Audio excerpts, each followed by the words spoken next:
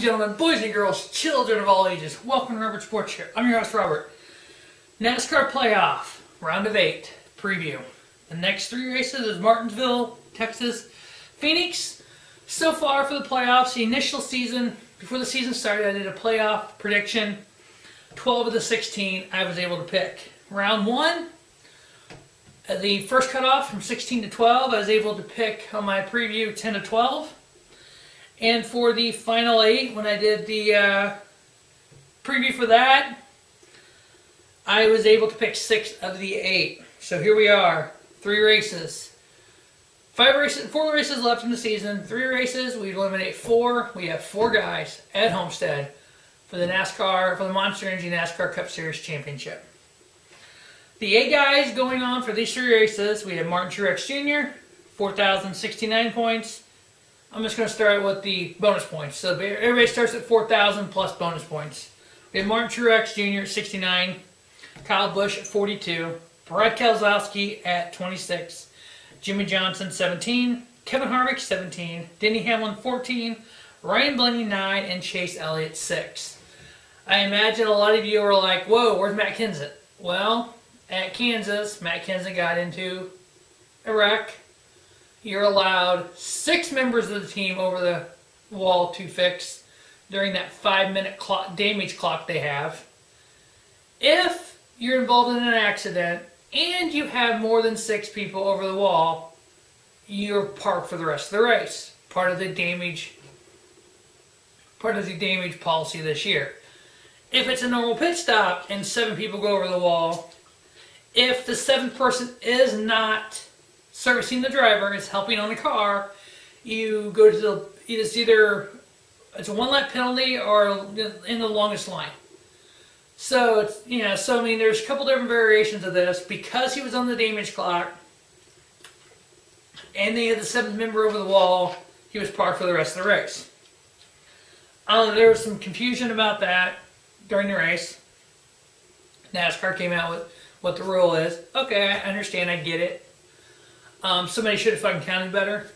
The one thing that happened during the race that I didn't quite understand, I didn't get, didn't like, but it ended up working out. Martin Truex got penalized for changing lanes before the start of the race because he went from on the track down below the white line. Well, at the 1.5 miles, there's no white line, but you're not allowed to change lanes before the start-finish line because he moved his car basically out from where it was down below the white line. He was penalized. He had a drive-through penalty. Kevin Harvick was right behind him and did the exact same thing. No penalty.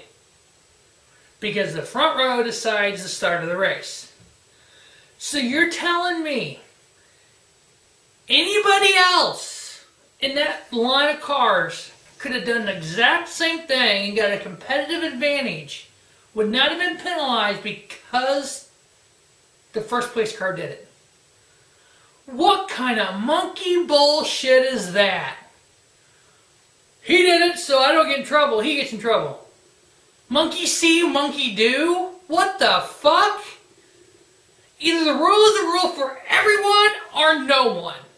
That is the dumbest thing I've ever seen. Thank God Martin Truex Jr. came back and won the race. Because if that would have cost Martin Truex Jr. the fucking championship and Harvick wouldn't have got penalized, that would have been bullshit. But whatever. We had Kyle Larson. 4 wins this year, one of the most dominant cars of the year. His first ever in full-time Cup Series racing blown motor cost him a spot in the next round of playoffs. Unbelievable. So here we are. We got Truex with 7 wins on the season. Kyle Busch 4, Brad Keselowski 3, Jimmy Johnson 3, Harvick 1, Hamlin 2, Ryan Blaney 1, and no wins for Chase Elliott. If you look at the remainder 3 tracks, Martinsville, Texas, Phoenix, the average finish for these guys, each of those tracks, Martin Truex Jr.'s average is 7.7 finish at every type. The short tracks, the 1.5 mile intermediate, and the 1 mile intermediate, which is Phoenix. Kyle Busch's average is 10.1. Brad Keselowski at 13.9. Jimmy Johnson at 10.5. Kevin Harvick 11.4, Denny Hamlin 11.6, Ryan Blaney 19.4, Chase Elliott 10.4. 10.4. So based on their average finish of these truck types and the bonus points they currently have, the 4 people that I have moving on to Homestead to race for the 2017 Monster Energy NASCAR Cup Series Championship: Martin Truex Jr., Kyle Busch, Brad Keselowski. They had the most bonus points, so bonus points helps them. Jimmy Johnson and Kevin Harvick are currently tied. Johnson has 3 wins to Harvick 1.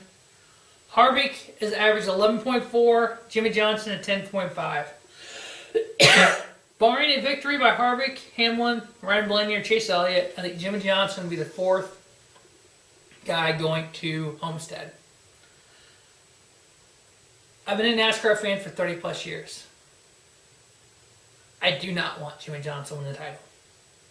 I don't want to see Jimmy to win his 8th title. It was bad enough him winning the 5 straight. It's cool that he tied Richard and Dale. If you look, I found this online. If you look at if they never would have done the chase, chase does not exist. And you take every season points based on the old style points, Jimmy would be a 4-time champion. Jeff Gordon would be a 7-time champion. The cool part about that would have been Richard won his final championship in 1979. Dale Earnhardt Sr. won his first in 1980. Dale won his final championship in 94. Jeff won his final in 95. First one in 95. But we had the chase. Jimmy Johnson, I'm champion, which I'm cool with that. Just don't win an 8, please. I'm still sticking with my Kyle Busch pick for the championship. So that will wrap up NASCAR Playoff Round of 8 Playoff Preview. Stay tuned to Rubber Sports Show for the first out of 500 preview of Martinsville and for the MLB realignment, radical realignment by MLB by Rubber Sports Show, and then the MLB World Series, the NCAA Week 9, NFL Week 8, for you WWE fans, the TLC review should be already up. So, well, thanks for watching Robert Sports Show. Notice have a great day. Have a spiffy day. Robert Sports Show. Your YouTube leader sports channel content.